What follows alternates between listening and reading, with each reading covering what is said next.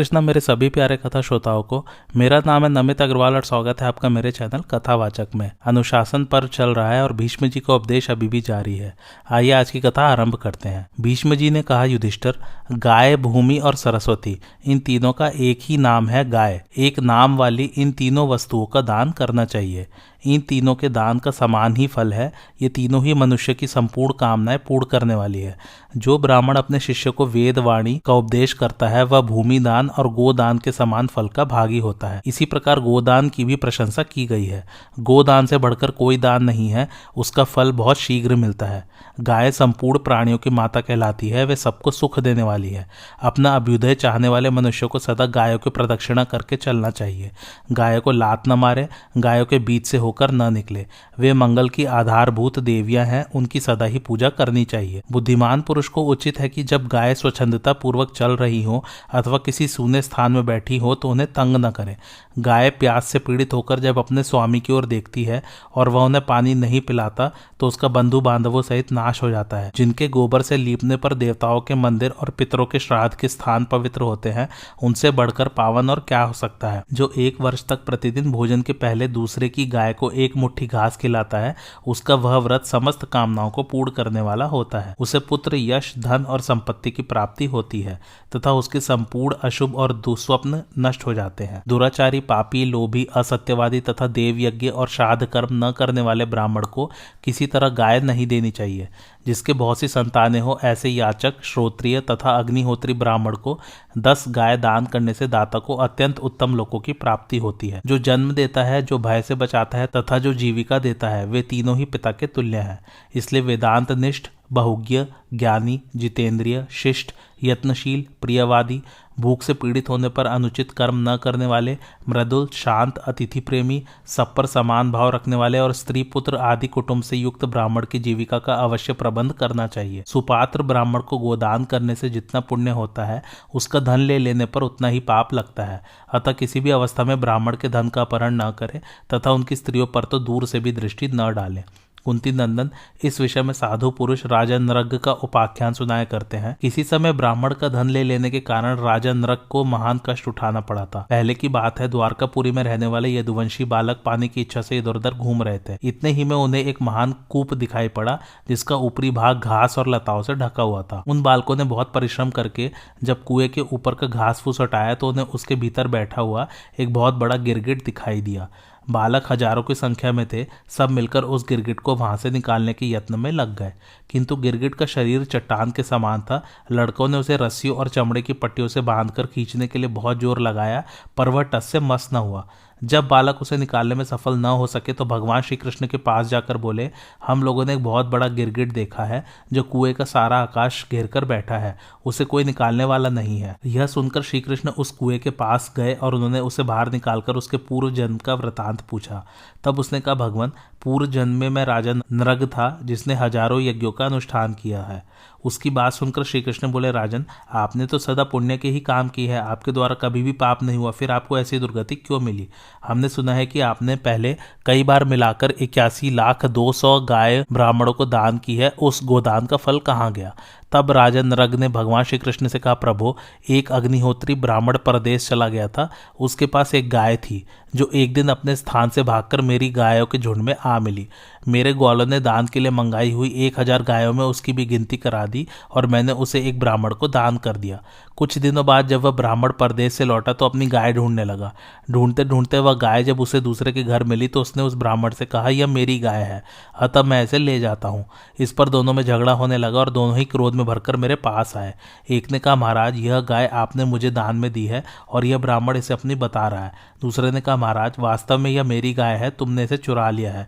तब मैंने दान लेने वाले ब्राह्मण से कहा, भगवान, मैं इस गाय के बदले आपको 10,000 गाय देता हूँ, आप इन्हें इनकी गाय वापस दे दीजिए। उसने जवाब दिया, महाराज, यह गाय देश काल के अनुरूप पूरा दूध देने वाली, सीधी सादी और अत्यंत दयालु स्वभाव की है। इसका दूध बहुत मीठा होता है। धन्य भाग जो यह मेरे घर आई। यह अपने दूध से प्रतिदिन मेरे मात्रहीन दुर्बल बच्चे का पालन करती है, मैं इसे कदापि नहीं दे सकता। यह कहकर वह वहां से चल दिया। तब मैंने दूसरे ब्राह्मण से प्रार्थना की, भगवान आप उसके बदले में 1,00,000 गाय ले लीजिए। वह बोला, महाराज मैं राजाओं का दान नहीं लेता, मुझे तो मेरी वही गाय शीघ्र ला दीजिए। मैंने उसे सोना, चांदी, रथ और घोड़े सब कुछ देना चाहा, पर वह कुछ न लेकर चुपचाप चला गया। इसी बीच में काल की प्रेरणा से मुझे शरीर त्यागना पड़ा और पितृलोक में पहुंचकर मैं यमराज से मिला। उन्होंने मेरा बहुत आदर सत्कार किया और कहा, राजन तुम्हारे पुण्य कर्मों की तो गिनती ही नहीं है, किंतु अनजान में तुमसे एक पाप भी हो गया है। उस पाप को पहले भोग लो, या पीछे जैसी तुम्हारी इच्छा हो करो। तब मैंने धर्मराज से कहा, प्रभु पहले मैं पाप ही भोग लूंगा, उसके बाद पुण्य का उपभोग करूंगा। इतना कहना था कि मैं पृथ्वी पर गिरा। उस समय ऊंचे स्वर से बोलते हुए धर्मराज की बात कानों में पड़ी, राजन 1000 वर्ष पूर्ण होने पर तुम्हारे पाप कर्म का भोग समाप्त होगा। उस समय भगवान श्री कृष्ण आकर तुम्हारा उद्धार करेंगे और तुम अपने पुण्य कर्मों के प्रभाव से प्राप्त हुए अक्षय लोकों में जाओगे। कुएं में गिरने पर मैंने देखा मुझे तिर्यक योनि मिली है और मेरा सिर नीचे की ओर है। इस योनि में भी मेरी स्मरण शक्ति ने मेरा साथ नहीं छोड़ा था। श्री कृष्ण आज आपने मेरा उद्धार कर दिया, अब मुझे आज्ञा दीजिए, मैं स्वर्ग को जाऊंगा। भगवान श्री कृष्ण ने उन्हें आज्ञा दे दी और वे उनको प्रणाम करके दिव्य मार्ग से स्वर्ग लोक को चले गए। उनके चले जाने पर श्री कृष्ण ने इस श्लोक का गायन किया, समझदार मनुष्य को ब्राह्मण के धन का अपहरण नहीं करना चाहिए। चुराया हुआ ब्राह्मण का धन चोर का उसी भांति नाश कर देता है जैसे ब्राह्मण की गाय ने राजा नरक का सर्वनाश किया था। कुंती नंदन, यदि सज्जन पुरुष साधु महात्माओं को संग करे तो उनका वह संग व्यर्थ नहीं जाता। देखो साधु समागम के कारण राजा नरक से उद्धार हो गया। गायों का दान करने से जैसे उत्तम फल मिलता है, वैसे ही गायों से द्रोह करने या उन्हें सताने पर बहुत बड़ा कुफल भोगना पड़ता है। इसलिए गायों को कभी कष्ट नहीं पहुंचाना चाहिए। युधिष्ठिर ने पूछा, पितामह मुझे गोलोक के विषय में कुछ संदेह है। गोदान करने वाले मनुष्य जिस लोक में निवास करते हैं उसका मैं यथार्थ वर्णन सुनना चाहता हूँ। भीष्म जी ने कहा, युधिष्ठिर इस विषय में जानकार लोग एक प्राचीन इतिहास को उदाहरण दिया करते हैं। एक बार इंद्र ने ब्रह्मा जी से इस प्रकार प्रश्न किया, भगवान मैं देखता हूँ गोलोक निवासी पुरुष अपने तेज से स्वर्गवासियों की कांति फीकी करते हुए उन्हें लांघ कर आगे चले आते हैं। इसलिए मेरे मन में यह संदेह होता है कि गोलोक कैसा है, वहाँ क्या फल मिलता है, वहाँ का विशेष गुण क्या है। गोदान करने वाले पुरुष सब चिंताओं से मुक्त होकर वहाँ किस प्रकार पहुँचते हैं। गोदान न करने पर भी उसका फल कैसे मिलता है। बहुत दान करने वाला मनुष्य थोड़ा दान करने वाले के समान तथा थोड़ा दान करने वाला पुरुष अधिक दान करने वाले के तुल्य किस प्रकार हो जाता है। ये सब बातें मुझे यथार्थ रूप से बतलाइए। ब्रह्मा जी ने कहा, इंद्र गायों के लोक अनेक प्रकार के हैं, मैं उन सबको देखता हूँ और पतिव्रता स्त्रियां भी उन सब लोगों को देख सकती हैं। उत्तम व्रत का पालन करने वाले शुद्ध चेता ब्रह्मर्षि तो अपने शुभ कर्मों के प्रभाव से उन लोकों में सशरीर पहुंच जाते हैं। श्रेष्ठ व्रत के आचरण में लगे हुए योगी पुरुष समाधि अवस्था में अथवा मृत्यु के समय जब शरीर से संबंध त्याग देते हैं तो अपने शुद्ध चित्त के द्वारा स्वप्न की भांति दिखने वाले उन लोगों का यहाँ से भी दर्शन करते हैं। अब तुम उन लोगों के गुणों का वर्णन सुनो। वहाँ काल, बुढ़ापा अथवा अग्नि का जोर नहीं चलता, किसी का किंचित भी अमंगल नहीं होता, वहां पर न रोग है न शोक। इंद्र वहाँ की गाय अपने मन में जिस जिस वस्तु की इच्छा करती हैं वह सब उन्हें प्राप्त हो जाता है। यह मेरी प्रत्यक्ष देखी हुई बात है। वे जहाँ जाना चाहती है जाती है, जैसे चलना चाहती है चलती है और संकल्प मात्र से ही संपूर्ण कामनाओं का उपभोग करती हैं। बावड़ी, तालाब, नदियाँ, तरह तरह के वन, ग्रह, पर्वत आदि सभी वस्तुएं वहाँ उपलब्ध है जो संपूर्ण प्राणियों का मनोरम जान पड़ती है। वहाँ की वस्तुओं पर सबका समान अधिकार देखा जाता है। इतना विशाल दूसरा कोई लोक नहीं है। जो पुरुष सब कुछ सहने वाले, क्षमाशील, दयालु, गुरुजनों के आगे में रहने वाले और अहंकार रहित हैं, उन्हीं का गोलोक में प्रवेश होता है। जो किसी का मांस नहीं खाता, जिसका हृदय पवित्र भाव से भरा हुआ है, जो धर्मात्मा, माता पिता का भक्त, सत्यवादी, ब्राह्मणों की सेवा में संलग्न, निंदा से रहित, गाय और ब्राह्मणों पर क्रोध न करने वाला, धर्मपरायण, गुरु सेवक, जीवन भर सत्य का व्रत लेने वाला, दानी, अपराधी को भी क्षमा देने वाला, मृदुल, जितेंद्रिय, देव पूजक, सबका आतिथ्य सत्कार करने वाला तथा दयावान है। ऐसे ही गुणों वाला मनुष्य उस सनातन एवं अविनाशी गोलोक में जाता है। परस्त्रीगामी, गुरु हत्यारा, असत्यवादी, बकवादी, ब्राह्मणों से बैर रखने वाला, मित्रद्रोही, ठग, कृतघ्न, शठ, कुटिल, धर्मद्वेषी और ब्रह्म हत्यारा, इन सब दोषों से युक्त दुरात्मा मनुष्य मन से भी कभी गोलोक का दर्शन नहीं पा सकता, क्योंकि वहां पुण्यात्माओं का निवास है। इंद्र, यह सब मैंने विशेष रूप से गोलोक का महात्म्य बतलाया है। अब गोदान करने वालों को जो फल प्राप्त होता है उसे सुनो। जो पुरुष अपनी पैतृक संपत्ति से प्राप्त हुए धन द्वारा गाय खरीद कर दान करता है, वह उस धन से धर्म पूर्वक उपार्जित किए हुए अक्षय लोकों को प्राप्त होता है। पिता के हिस्से से जो जो गाय न्याय पूर्वक प्राप्त हुई हो उनका दान करने से दाता को अक्षय लोक मिलते हैं। जो पुरुष दान में गाय लेकर फिर उसका शुद्ध हृदय से दान कर देता है उसे भी अक्षय लोकों की प्राप्ति होती है। जो जन्म से ही सदा सत्य बोलता, जितेंद्रिय रहता, गुरु तथा ब्राह्मण के अपराध को सह लेता और क्षमावान होता है, वह गोलोक में जाता है। ब्राह्मण को कभी कुवाच्य नहीं बोलना चाहिए और मन से भी गायों की बुराई नहीं करनी चाहिए। जो ब्राह्मण गायों के समान वृत्ति से रहता है, गायों को घास आदि खिलाता है और सत्य एवं धर्म में परायण रहता है, वह यदि एक गाय भी दान करे तो उसे 1000 गोदान के समान फल मिलता है। जो पुरुष सदा उद्यत रहकर उपर्युक्त विधि से बर्ताव करता है तथा जो सत्यवादी, गुरु सेवक, दक्ष, क्षमाशील, देवभक्त, शांतचित्त, पवित्र, ज्ञानवान, धर्मात्मा और अहंकार शून्य होता है, वह यदि पूर्वोक्त विधि से ब्राह्मण को दूध देने वाली गाय दान करे तो उसे महान फल की प्राप्ति होती है। जो सदा एक वक्त भोजन करके नित्य गोदान करता है, सत्य में स्थित होता है, गुरु की सेवा और वेदों का स्वाध्याय करता है, जिसके मन में गायों के प्रति भक्ति है, जो गायों का दान देकर प्रसन्न होता है तथा जन्म से ही गायों को प्रणाम करता है, उसको मिलने वाले फल का वर्णन सुनो। राजसूय यज्ञ का अनुष्ठान करने से जिस फल की प्राप्ति होती है तथा बहुत से सुवर्ण की दक्षिणा देकर यज्ञ करने से जो फल मिलता है, उपर्युक्त मनुष्य भी उसके समान ही फल का भागी होता है। यह सिद्ध संत, महात्मा एवं ऋषियों का वचन है। जो गाय सेवा का व्रत लेकर प्रतिदिन भोजन से पहले गायों को गोग्रास अर्पण करता है तथा शांत एवं निर्लोभ होकर सदा सत्य का पालन करता रहता है, वह प्रतिवर्ष 1000 गोदान करने के पुण्य का भागी होता है। जो एक वक्त भोजन करके दूसरे वक्त के बचाए हुए भोजन से गाय खरीद कर दान करता है, वह उस गाय के जितने रोए होते हैं उतने गायों के दान का अक्षय फल प्राप्त करता है। गायों के रोम रोम में अक्षय लोकों का निवास माना गया है। जो संग्राम में गायों को जीतकर उन्हें दान दे देता है, उस पुरुष का वह दान अपने को बेचकर दान करने के समान माना जाता है। जो व्रत परायण पुरुष गायों के अभाव में तिल की गौ बनाकर दान देता है, उसको वह गाय बड़े भारी संकट से पार कर देती है तथा वह दूध की नदी में नहाकर प्रसन्न होता है। केवल गायों का दान कर देना ही प्रशंसा की बात नहीं है। दान करते समय पात्र, काल, गो विशेष, गोदान की विधि, समय ज्ञान, ब्राह्मण और गाय के अंतर पर भी विचार कर लेना चाहिए तथा यह भी ध्यान रखना चाहिए कि यह गौ जहां जा रही है वहां से धूप और आग से कष्ट तो नहीं पहुंचेगा। जो स्वाध्याय संपन्न, शुद्ध योनि, शांतचित्त, यज्ञ प्राण, पाप से डरने वाला, बहुज्ञ, गायों पर क्षमा का भाव रखने वाला, मृदुल स्वभाव, शरणागत, वत्सल और जीविकाहीन हो, वही ब्राह्मण गोदान का उत्तम पात्र है। जो जीविका के बिना बहुत कष्ट पा रहा हो तथा जिसको खेती या यज्ञ होम करने, प्रसूता स्त्री को दूध पिलाने तथा गुरु सेवा अथवा बालक का लालन पालन करने के लिए गाय की आवश्यकता है, उसको साधारण देश काल में भी दूध देने वाली गाय का दान करना चाहिए। दूध देने वाली खरीदने अथवा विद्या से प्राप्त हुई, युद्ध में प्राणों को संकट में डालकर पराक्रम से प्राप्त की हुई, दहेज में मिली हुई, संकट से छुड़ाकर लाई हुई या पालन पोषण के लिए अपने पास आई हुई गाय श्रेष्ठ मानी जाती है। हृष्ट पुष्ट, सीधी सादी, जवान और उत्तम गंध वाली गाय प्रशंसनीय मानी गई है। जैसे गंगा सब नदियों में श्रेष्ठ है, उसी प्रकार कपिला गौ सब गायों में उत्तम है। गोदान की विधि इस प्रकार है। दाता 3 रात तक उपवास करके केवल पानी के आधार पर रहे, पृथ्वी पर शयन करे और गायों को घास भूसा खिलाकर पूर्ण तृप्त करे।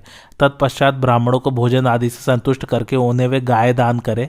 उन गायों के साथ दूध पीने वाले हृष्ट पुष्ट बछड़े भी होने चाहिए तथा गाय भी ऐसी हो जो अच्छी तरह चल फिर सके। गोदान के पश्चात 3 दिन तक केवल गोरस पीकर रहना चाहिए। जो गाय सीधी सादी हो, दूहते समय तंग न करती हो, जिसका बछड़ा सुंदर हो, जो बंधन तोड़कर भागती न हो, ऐसी गाय दान करने से उसके शरीर में जितने रोए होते हैं उतने वर्षों तक दाता परलोक में सुख भोगता है।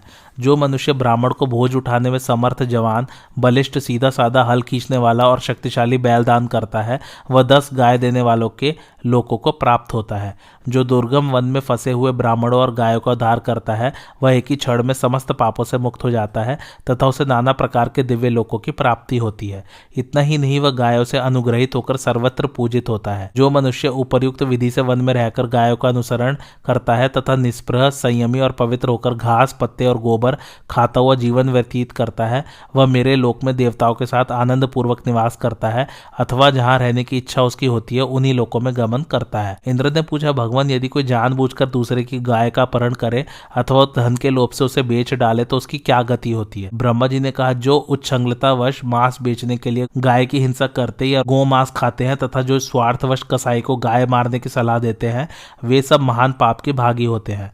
गाय को मारने वाले, उसका मांस खाने वाले तथा तथा उसकी हत्या का अनुमोदन करने वाले पुरुष गाय के शरीर में जितने रोए होते हैं उतने वर्षों तक नरक में पड़े रहते हैं। ब्राह्मण के यज्ञ नष्ट करने वाले पुरुष को जैसे तथा जितने पाप लगते हैं, दूसरी की गाय चुराने और बेचने में भी वही दोष बताए गए हैं। जो दूसरे की गाय चुराकर ब्राह्मणों को दान करता है, वह गाय के दान का पुण्य भोगने के लिए जितना समय शास्त्रों में बताया गया है उतने ही समय तक नरक भोगता है। गोदान करने से मनुष्य अपनी 7 पीढ़ी पहले के पितरों का और 7 पीढ़ी आने वाली संतानों का उद्धार करता है, किंतु यदि उसके साथ सोने की दक्षिणा भी दी जाए तो उस दान का दूना फल मिलता है। सुवर्ण का दान सबसे उत्तम दान है, सुवर्ण की दक्षिणा सबसे श्रेष्ठ है तथा पवित्र करने वाली वस्तुओं में सुवर्ण ही सबसे अधिक पावन है।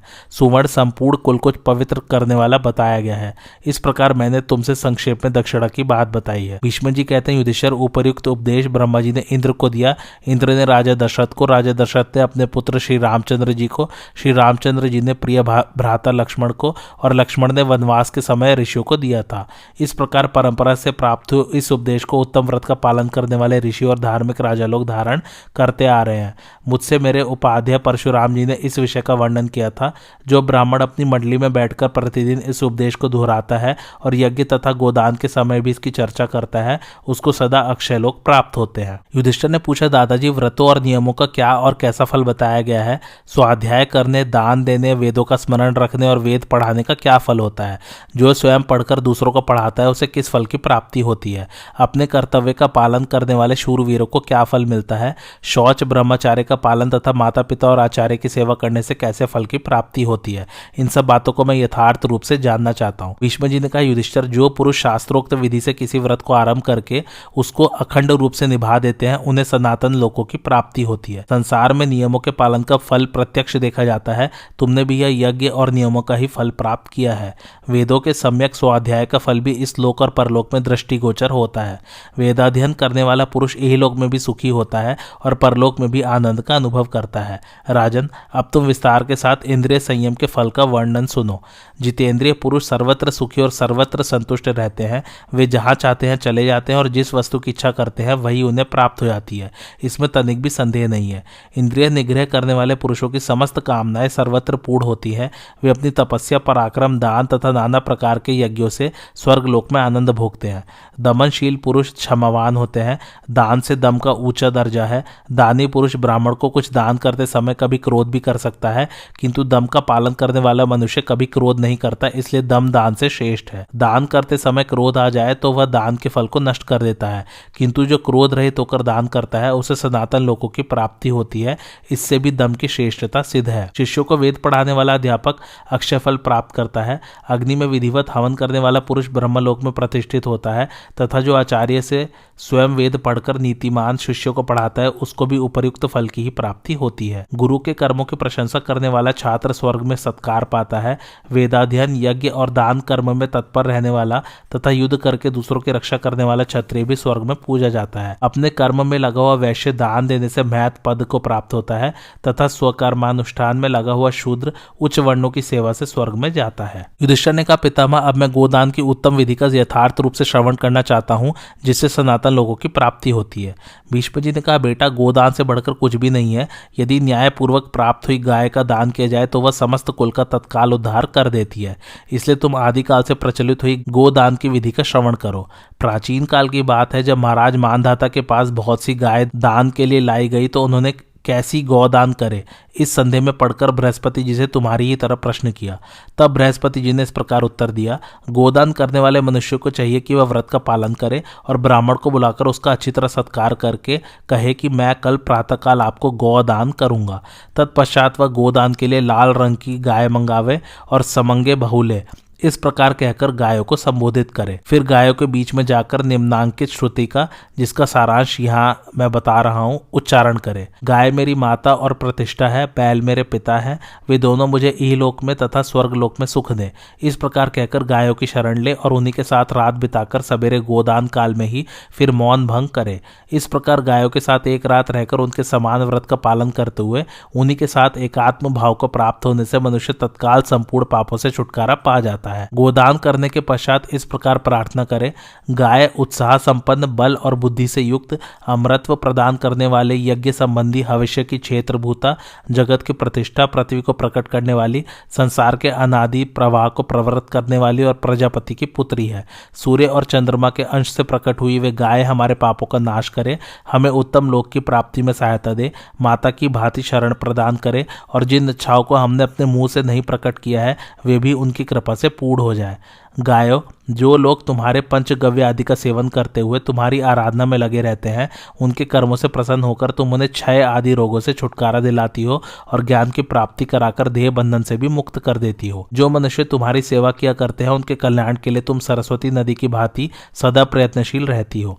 गो माताओं, हमारे ऊपर प्रसन्न हो जाओ और हमें समस्त पुण्यों के द्वारा प्राप्त होने वाली अभीष्ट गति प्रदान करो। इसके बाद दाता निम्नांकित आधे श्लोक का उच्चारण करे। गायो, तुम्हारा जो स्वरूप है वही मेरा भी है, तुम में और हम में कोई अंतर नहीं है, अतः आज तुम्हें दान में देकर हमने अपने आप को ही दान किया है। दाता के ऐसा कहने पर दान लेने वाला ब्राह्मण शेष आधे श्लोक का उच्चारण करे। गायो, तुम शांत और प्रचंड रूप धारण करने वाली हो, अब तुम्हारे ऊपर दाता का ममत्व अधिकार नहीं रहा, अब तुम मेरे अधिकार में आ गई हो, अतः अभीष्ट भोग प्रदान करके तुम मुझे और दाता को भी प्रसन्न करो। जो गाय के निष्क्रिय रूप में उसका मूल्य वस्त्र अथवा सुवर्ण दान करता है उसको भी गोदाता ही कहना चाहिए। इस रूप में दी जाने वाली गायों का नाम क्रमशः ऊर्ध्वास्या, भवितव्य और वैष्णवी है। संकल्प के समय इनके इन्हीं नामों का उच्चारण करना चाहिए। इनके दान का फल भी क्रमशः इस प्रकार समझना चाहिए। गाय का मूल्य देने वाला 36,000 वर्षों तक, गाय की जगह वस्त्र दान करने वाला 8,000 वर्षों तक तथा गाय के स्थान में सुवर्ण देने वाला 20,000 वर्षों तक दिव्य लोक में सुख भोगता है। इस तरह गायों के निष्क्रिय दान का क्रमशः फल बताया गया है, इसे ध्यान में रखना चाहिए। साक्षात गाय का दान लेकर जब ब्राह्मण अपने घर की ओर जाने लगता है उस समय उसके 8 पग जाते जाते ही दाता को अपने दान का फल मिल जाता है। साक्षात गाय को दान करने वाला शीलवान और उसका मूल्य देने वाला निर्भय होता है तथा गाय की जगह इच्छानुसार सुवर्ण दान करने वाला मनुष्य कभी दुख में नहीं पड़ता। जो प्रातःकाल उठकर नैतिक नियमों का अनुष्ठान करने वाला और महाभारत का विद्वान है वह तथा ऊपर बताए हुए गोदाता पुरुष चंद्रमा के समान प्रकाशमान वैष्णव लोकों में गमन करते हैं। गाय दान करने के पश्चात मनुष्य को 3 रात तक गोव्रत का पालन करना चाहिए और 1 रात गायों के साथ रहना चाहिए। कामाष्टमी से लेकर 3 रात तक गोबर, गोदुग्ध अथवा गोरस मात्र का आहार करना चाहिए। जो पुरुष 1 बैल दान करता है वह देवव्रती अर्थात सूर्यमंडल का भेदन करके जाने वाला ब्रह्मचारी होता है। जो 1 गाय और 1 बैल दान करता है उसे वेदों की प्राप्ति होती है तथा जो विधि पूर्वक गायों का दान करता है उसे उत्तम लोक मिलते हैं, किंतु जो विधि को नहीं जानता वह उत्तम फल से वंचित रहता है। जो मनुष्य अपने शिष्य नहीं है, जो व्रत का पालन नहीं करता, जिसमें श्रद्धा का अभाव है तथा जिसकी बुद्धि कुटिल है, उसे इस गोदान की विधि का उपदेश न दे, क्योंकि यह सबसे गोपनीय धर्म है। इसका यत्र तत्र सर्वत्र प्रचार नहीं करना चाहिए। संसार में बहुत से अश्रद्धालु, शूद्र तथा राक्षस स्वभाव के मनुष्य है और कितने ही नास्तिकता का आश्रय लिए हुए हैं। उनको यदि इस धर्म का उपदेश दिया जाए तो अनिष्ट होता है। राजन, बृहस्पति जी के इस उपदेश को सुनकर जिन पुण्यशील राजाओं ने गोदान किया और उसके प्रभाव से वे उत्तम लोकों को प्राप्त हुए, उनका नाम मैं तुम्हें बता रहा हूँ। सुनो। उशीनर, विश्वगश्व, नृग, भगीरथ, यौवनाश्व, मांधाता, मुचुकुंद, भूरिध्रुम, नैषध, सोमक, पुरुरवा, चक्रवर्ती भरत और राजा दिलीप, इन सब ने गोदान करके स्वर्गलोक प्राप्त किया है। अतः कुंती नंदन, तुम भी बृहस्पति जी के उपदेश को धारण करो और कौरव राज्य पर अधिकार पाकर उत्तम ब्राह्मणों को प्रसन्नता पूर्वक पवित्र गाय दान करो। अच्छा, जो लाल रंग की गाय इन्होंने कहा है कि गोदान करनी चाहिए, उस गाय को कहते हैं रोहिणी गाय। युधिष्ठिर ने कहा, भारत, आप गोदान के उत्तम गुणों का फिर से वर्णन कीजिए। आपके मुंह से इस अमृतमय उपदेश को सुनते सुनते मुझे तृप्ति नहीं होती। भीष्म जी ने कहा, बेटा, वात्सल्य गुण से युक्त एवं उत्तम लक्षणों वाली जवान गाय को वस्त्र ओढ़ाकर ब्राह्मण को दान करने से मनुष्य संपूर्ण पापों से मुक्त हो जाता है और उसे असूर्य नामक अंधकारमय लोकों में नहीं जाना पड़ता। जिनका घास खाना और पानी पीना समाप्त हो चुका हो, जिसका दूध नष्ट हो गया हो, जिसकी इंद्रिय काम न दे सकती हो, अर्थात जो बूढ़ी और रोगड़ी होने के कारण जीर्ण शीर्ण शरीर वाली हो गई हो, ऐसी गाय का दान करने वाला मनुष्य ब्राह्मण को व्यर्थ कष्ट में डालता है और स्वयं भी घोर नरक में पड़ता है। क्रोध करने वाली, मरकही, रुग्णा, दुबली पतली तथा जिसका दाम न चुकाया गया हो, ऐसी गाय का दान करना कदापि उचित नहीं है। हृष्ट पुष्ट, सीधी सुलक्षणा, जवान एवं उत्तम गंध वाली गाय की सभी लोग प्रशंसा करते हैं, जैसे नदियों में गंगा श्रेष्ठ है, वैसे ही गायों में कपिला गाय उत्तम मानी गई है। युधिष्ठिर ने पूछा, पितामह किसी भी रंग की गाय का दान किया जाए, गोदान तो एक सा ही होगा, फिर सत्पुरुषों ने कपिला गाय की ही अधिक प्रशंसा क्यों की है? मैं कपिला के महान प्रभाव को विशेष रूप से सुनना चाहता हूँ। भीष्म जी ने कहा, बेटा मैंने बड़े बूढ़ों के मुंह से रोहिणी अर्थात कपिला गाय की उत्पत्ति का जो प्राचीन वृतांत सुना है वह सब तुम्हें बता रहा हूँ। सृष्टि के प्रारंभ में ब्रह्मा जी ने दक्ष प्रजापति को आज्ञा दी कि तुम प्रजा को उत्पन्न करो, किंतु दक्ष प्रजापति ने प्रजाओं की भलाई के लिए सबसे पहले उनकी आजीविका का उपाय निर्धारित किया। उसके बाद उन्होंने प्रजा को उत्पन्न किया। उत्पन्न होते ही समस्त जीव जीविका के लिए कोलाहल करने लगे। जैसे भूखे प्यासे बालक अपने माँ बाप के पास दौड़े जाते हैं, उसी प्रकार समस्त प्रजा जीविका दाता दक्ष के पास गई। प्रजाजनों की इस स्थिति पर मन ही मन विचार करके प्रजापति ने उनकी रक्षा के लिए अमृत का पान किया। अमृत पीकर जब वे पूर्ण तृप्त हो गए तो उनके मुख से सुरभित सुगंध निकलने लगी। उस सुरभि गंध से सुरभि अर्थात गाय प्रकट हुई, जिसे प्रजापति ने अपने मुख से उत्पन्न होने वाली पुत्री के रूप में देखा। सुरभि ने भी बहुत सी कपिला गाय उत्पन्न की जो प्रजा की माता के समान थी और जिनका रंग कुंदन की भांति दमक रहा था। वे सब गाय प्रजा की आजीविका थी। जैसे नदियों की लहरों से फेन उत्पन्न होता है, उसी प्रकार चारों ओर दूध की धारा बहाती हुई अमृत के समान वर्ण वाली उन गायों के दूध से फेन उठने लगा। एक दिन की बात है, भगवान शंकर पृथ्वी पर खड़े थे। उसी समय सुरभि के एक बछड़े के मुंह से फेन निकलकर उनके मस्तक पर गिर पड़ा। इससे वे कुपित हो उठे और अपनी ललाट अग्नि की ज्वाला से मानो रोहिणी गाय को भस्म कर डालेंगे, इस तरह उसकी ओर देखने लगे। रुद्र का वह भयंकर तेज जिन जिन कपिलाओं पर पड़ा, उनके रंग नाना प्रकार के हो गए, किंतु जो वहां से भागकर चंद्रमा की शरण में चली गई, उनका रंग नहीं बदला। वे जैसी उत्पन्न हुई थी वैसी ही रह गई।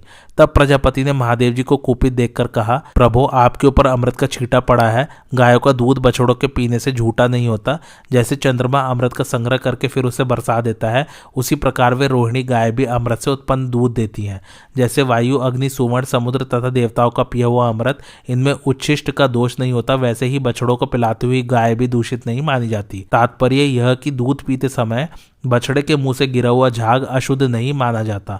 ये गाय अपने दूध और घी से संपूर्ण जगत का पालन करेंगी। सब लोग इनके अमृतमय दूध को पीना चाहते हैं। ऐसा कहकर प्रजापति दक्ष ने महादेव जी को बहुत सी गाय और एक बैल भेंट किए तथा इसी उपाय से उनके चित्त को शांत किया। महादेव जी ने भी प्रसन्न होकर उस वृषभ को अपना वाहन बनाया और उसी के चिन्ह से अपनी ध्वजा सुशोभित की। इसी से उनका नाम वृषभ ध्वज प्रसिद्ध हुआ।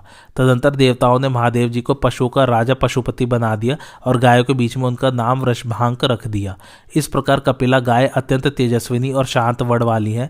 इसी से उनको दान में सब गायों से प्रथम स्थान दिया गया है। गाय संसार की सर्वश्रेष्ठ वस्तु है। वे जगत को जीवन देने वाली है। भगवान शंकर सदा उनके साथ रहते हैं। वे चंद्रमा से निकले हुए अमृत से उत्पन्न हुई है तथा शांत, पवित्र, समस्त कामनाएं पूर्ण करने वाली और जगत को प्राणदान देने वाली है। अतः गोदान करने वाला मनुष्य संपूर्ण कामनाओं का दाता माना जाता है। अपवित्र मनुष्य भी यदि गायों की उत्पत्ति से संबंध रखने वाली उस उत्तम कथा का पाठ करता है तो कलयुग के दोषों से मुक्त हो जाता है और उसे पुत्र, लक्ष्मी, धन तथा पशु आदि की सदा प्राप्ति होती है। राजन, गोदान करने वाले को हव्य, कव्य, तर्पण और शांति कर्म का फल तथा वाहन, वस्त्र एवं बालकों और वृद्धों का संतोष प्राप्त होता है। इस प्रकार ये सब गोदान के गुण हैं। भीष्म जी कहते हैं, धर्मराज, इक्ष्वाकु वंश में एक सौदास नाम के राजा थे। एक बार उन्होंने ब्रह्मा जी के पुत्र महर्षि वशिष्ठ को प्रणाम करके पूछा, भगवान, तीनों लोकों में ऐसी पवित्र वस्तु कौन है जिसका नाम लेने मात्र से मनुष्य को सदा उत्तम पुण्य की प्राप्ति हो सके? तब महर्षि वशिष्ठ ने गायों को नमस्कार करके इस प्रकार कहना आरंभ किया, राजन, गायों के शरीर से अनेकों प्रकार की मनोरम सुगंध निकलती है। बहुतेरी गाय गूगल के समान गंध वाली होती हैं। गाय प्राणियों का आधार तथा कल्याण की निधि है। भूत और भविष्य गायों के ही हाथ में है। वे ही सदा रहने वाली पुष्टि का कारण तथा लक्ष्मी की जड़ है। गायों की सेवा में जो कुछ दिया जाता है उसका फल अक्षय होता है। अन्न गायों से उत्पन्न होता है। देवताओं को उत्तम भविष्य गाय देती है तथा स्वाहाकार और वषटकार भी सदा गायों पर ही अवलंबित है। गाय ही यज्ञ का फल देने वाली है। उन्हीं में यज्ञों की प्रतिष्ठा है। ऋषियों को प्रातःकाल और सायकाल में होम के समय गाय ही हवन के योग्य घृत आदि पदार्थ देती हैं। जो लोग दूध देने वाली गाय दान करते हैं वे अपने समस्त संकटों और पापों के पार हो जाते हैं। जिसके पास 10 गाय हो वह 1 गाय दान करे, जो 100 गाय रखता हो वह 10 गाय दान करे, और जिसके पास 1000 गाय मौजूद हो वह 100 गाय दान करे, तो इन सबको बराबर ही फल मिलता है। जो 100 गायों का स्वामी होकर भी अग्निहोत्र नहीं करता, जो 1000 गाय रखकर भी यज्ञ नहीं करता तथा जो धनी होकर भी कंजूसी नहीं छोड़ता, ये तीनों मनुष्य सम्मान पाने के अधिकारी नहीं है। जो उत्तम लक्षणों से युक्त कपिला गाय को वस्त्र उड़ाकर बछड़े सही दान करता है तथा उसके साथ दूध दूहने के लिए एक कांसी का पात्र भी देता है, वह इहलोक परलोक दोनों को जीत लेता है। प्रातः काल और साय काल में प्रतिदिन गायों को प्रणाम करना चाहिए। इससे मनुष्य के शरीर और बल की पुष्टि होती है। गोमूत्र और गोबर देखकर कभी घृणा न करे। गायों के गुणों का कीर्तन करे, कभी उनका अपमान न करे। यदि बुरे स्वप्न दिखाई दे तो गो माता का नाम ले। प्रतिदिन शरीर में गोबर लगाकर स्नान करे। सूखे हुए गोबर पर बैठे, उस पर थूक न फेंके, मलमूत्र न त्यागे। गायों के तिरस्कार से बचता रहे। अग्नि में गाय के घृत का हवन करे, उसी से स्वस्ति वाचन करावे। गो घृत का दान और स्वयं भी उसका भक्षण करे तो गायों की वृद्धि होती है। जो मनुष्य सब प्रकार के रत्नों से युक्त तिल की धेनु को ब्राह्मण को दान करता है, उसे अपने पाप पुण्य के लिए शोक नहीं करना पड़ता। रात हो या दिन, अच्छा समय हो या बुरा, कितना ही बड़ा भय क्यों ना उपस्थित हुआ हो, यदि मनुष्य निम्नांकित श्लोकार्थों का कीर्तन करता है तो वह सब प्रकार के भय से मुक्त हो जाता है। जैसे नदियां समुद्र के पास जाती है, उसी तरह सोने से मढ़े हुए सींगों वाली दुग्धवती सुरभि और सौरभेयी गाय मेरे निकट आवे। मैं सदा गायों का दर्शन करूं और गाय मुझ पर कृपा दृष्टि करे। गाय मेरी है और मैं गायों का हूं, जहां गाय रहे वहीं मैं भी रहूं। प्राचीन काल में गायों ने श्रेष्ठता प्राप्त करने के लिए 1,00,000 वर्षों तक कठोर तपस्या की थी। उनकी इच्छा थी कि इस जगत में जितनी दक्षिणा देने योग्य वस्तुएं हैं, उन सब में हम उत्तम समझी जावें, हमको कोई दोष न लगे। मनुष्य हमारे गोबर से स्नान करने पर सदा ही पवित्र हो। देवता और मानव पवित्रता के लिए हमेशा हमारे गोबर का उपयोग करें।